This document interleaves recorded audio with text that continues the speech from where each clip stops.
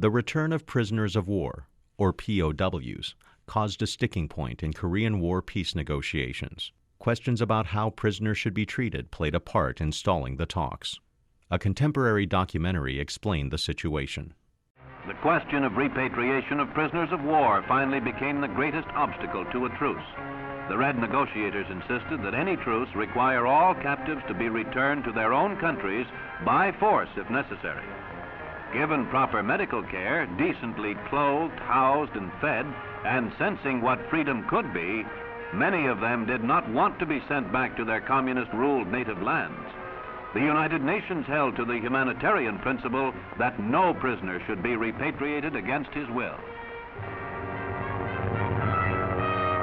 The prisoners were permitted to express their choice, whether they would elect to return to communism or whether they would rather be set free to go where they chose in case of an armistice. Many chose freedom. Over the fate of these men, the truce talks stalled. The communists finally agreed to a solution, and with the end of the fighting in Korea, brought to a close the ordeal for thousands of POWs. After the armistice ended the fighting in July 1953, Operation Big Switch repatriated more than 12,000 American and UN prisoners, and more than 75,000 prisoners were returned to the communists.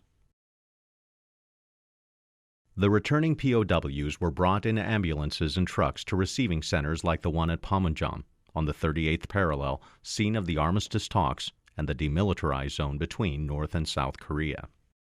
After initial processing, former prisoners were taken to Japan.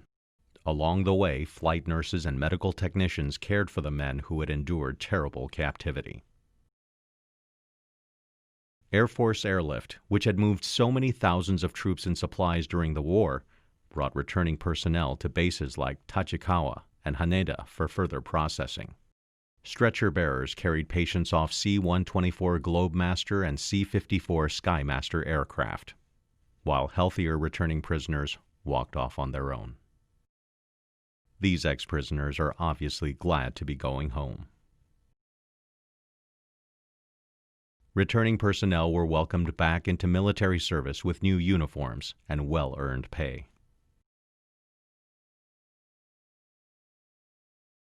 Finally, repatriated Americans departed Japan on ships and aircraft, headed for home and freedom in the United States.